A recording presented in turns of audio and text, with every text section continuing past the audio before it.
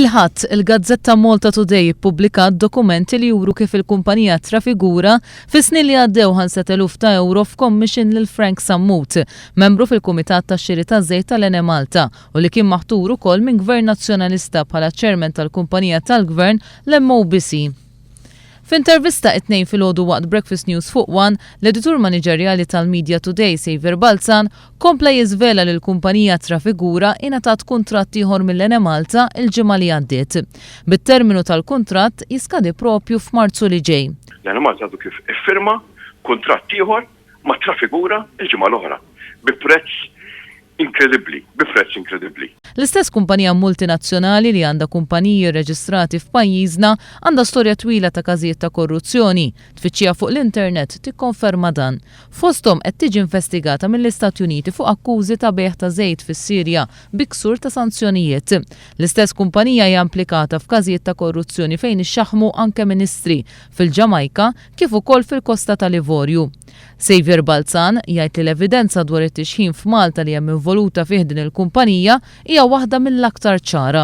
Din hija evidenza ċara, irrefjutibbli, u jien nistenna li issa l-istess kejl jew aħjar kejl kif għandu jkun għandu jiġi applikat fejn għandu jiġi applikat. Balzan ikompli jgħid li dak li żvelat il-Gazzetta Malta Today huwa biss il-bidu. Jiena nemmen li bħal f'ħafna każijiet oħra din is the tip of the iceberg. Ifakkar kif l-aħħar snin l-Awditur Ġenerali kiteb dwar kif ra d-duħan floti tal-kuntratt lil BWSC u kif inbidlet il-liġi biex tagħti vantaġġ lil power station tal-BWSC li taħdem bil-heavy fuel oil. Dan fl-istess ħin li l-ex manager tal-Ene Malta John Patch kiteb kif meta Austin Gatt ingħata responsabilità tal-Ene Malta, importaturi taż-żejt f'pajjiżna kienu ffurmaw lobby qawwi ħafna biex pajjiżna ma jaqlibx għall-gass għaliex kienu se jitilfu miljuni euro.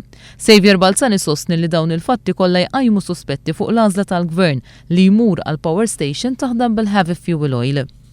Imma fimni, ma nistax nifhem kif kollox kien ippjanat biex isir bil-gass u f'daqqa waħda kollox inbidel. Irid nfakkar ukoll li lil minn dik kwistjoni kien hemm ħafna wkoll allegazzjonijiet fuq il-kumpaniji li ħadu mbagħad l-HFO. Murara min jaf xem li ma nafux. Jgħid li f'Malta teżisti ħafna omertà fejn kulħadd jgħaddi l-każijiet ta' korruzzjoni. Għax hawn omertà kbira, jew kulħadd jgħaddi kulħadd. Il-problema hija li s-sistema tippremja nies li huma viċin il-Gvern. Hemm flejjes kbar bħal dal-każ partikolari u fejn hemm sistemi li iġielu dak li jkun iktar ikun suscettibbli jew suscettibbli għal korruzzjoni minflok ma rajna kif nagħlquhom. Ftaħna il-bibien beraħ.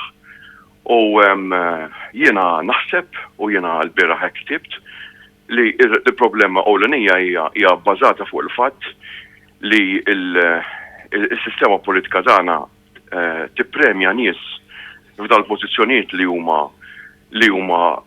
huma viċin il-gvern tal-ġurnata, di tikkrea problemi seri.